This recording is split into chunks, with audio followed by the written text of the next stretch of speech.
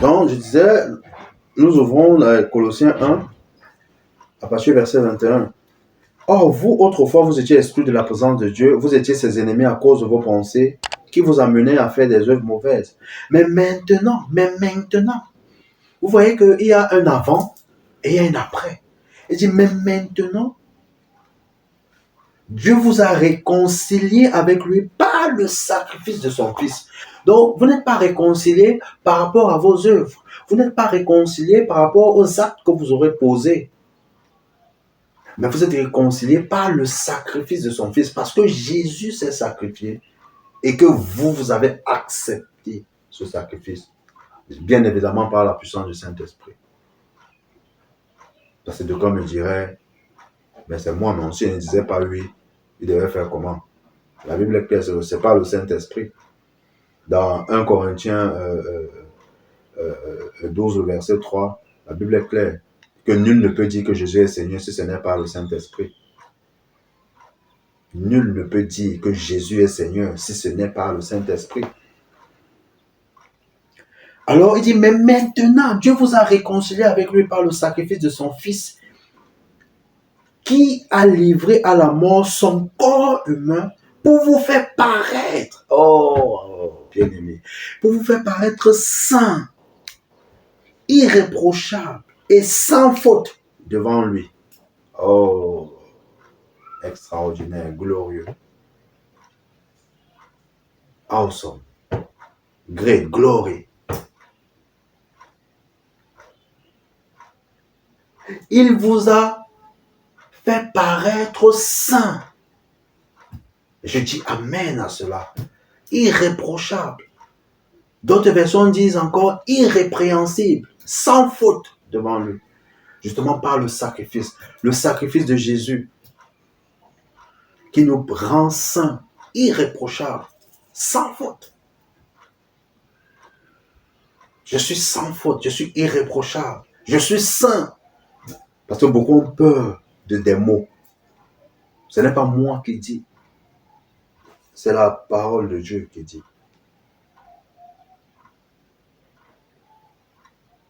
Est-ce à moi qu'il faudra jeter les pierres?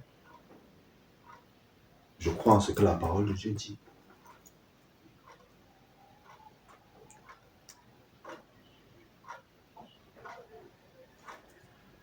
Nous allons voir également un autre passage.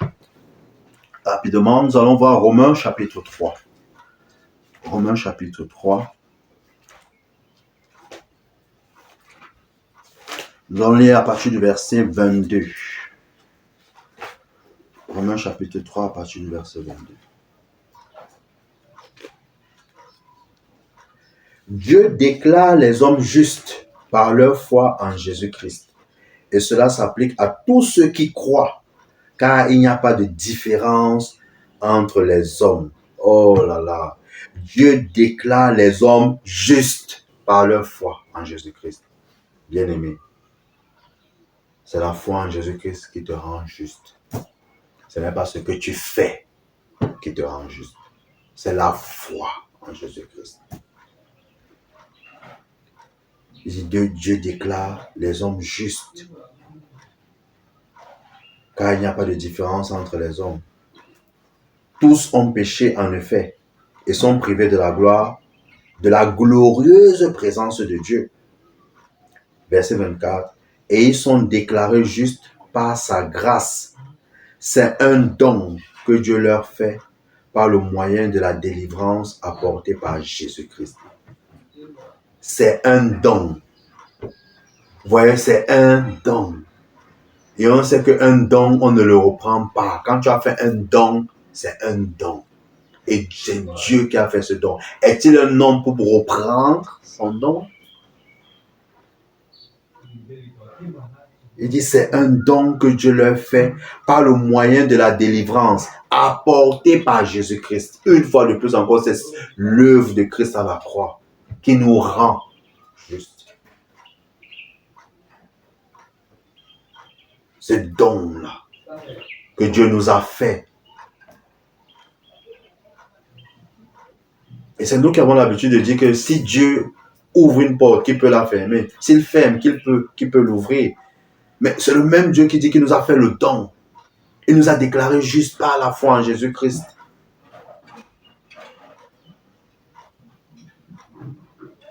Bien-aimés, croyons en ce que Dieu dit. Acceptons ce que Dieu dit pour pouvoir manifester sa vie, pour pouvoir le glorifier, pour pouvoir l'honorer. Romains chapitre 5. Romains chapitre 5, on va lire à partir du premier verset. Puisque nous avons été déclarés justes en raison de notre foi, nous sommes en paix avec Dieu grâce à notre Seigneur Jésus-Christ. Alléluia. Puisque nous avons été déclarés justes, on voit encore juste, nous avons été déclarés justes par Dieu.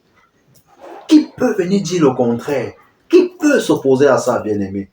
Dieu nous déclare juste.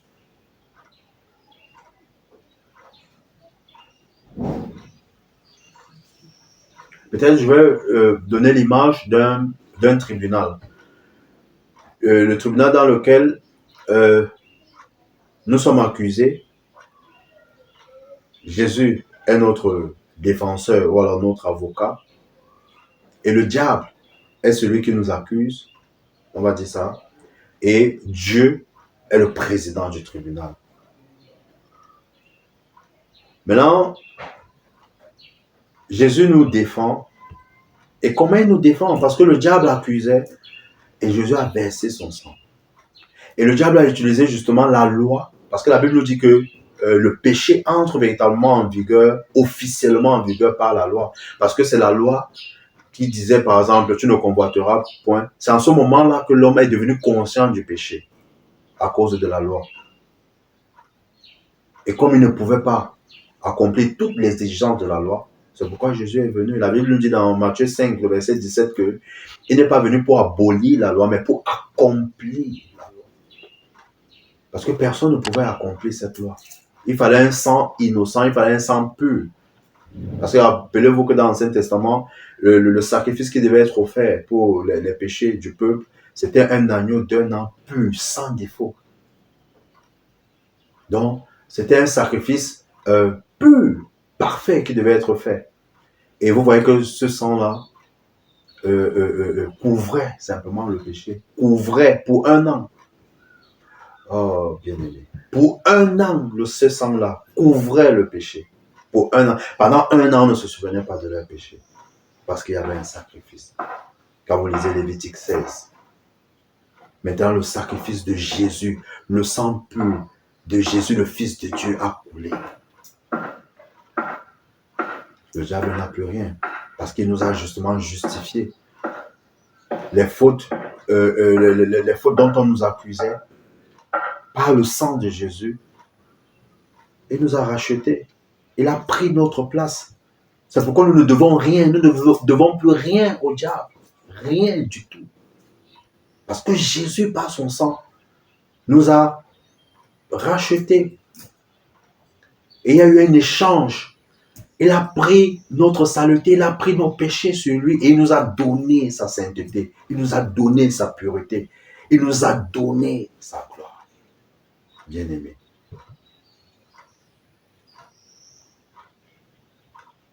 Puisque nous avons été déclarés justes en raison de notre foi, nous sommes en paix avec Dieu grâce à notre Seigneur Jésus-Christ. Comme le disait l'image du tribunal,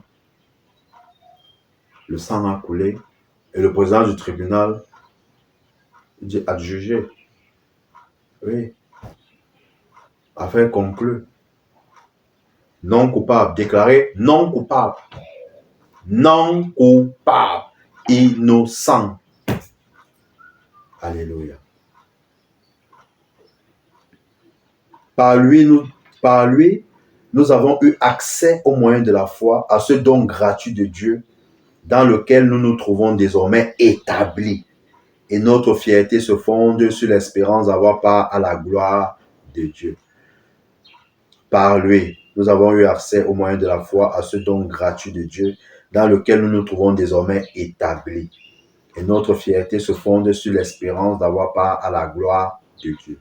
Mieux encore, nous tirons fierté même de nos détresses, car nous savons que la détresse produit la persévérance conduit à la victoire dans l'épreuve, et la victoire dans l'épreuve nourrit l'espérance. Or, notre espérance ne risque pas d'être déçue, car Dieu a versé son amour dans nos cœurs par l'Esprit Saint qu'il nous a donné. Alléluia. Dieu nous a donné son Esprit Saint. C'est la preuve de son amour pour nous. Bien-aimé, si tu es né de nouveau, tu as le Saint-Esprit. Et c'est le Saint-Esprit qui te fait découvrir l'amour de Dieu pour toi. Tu n'es pas n'importe qui. Reste connecté.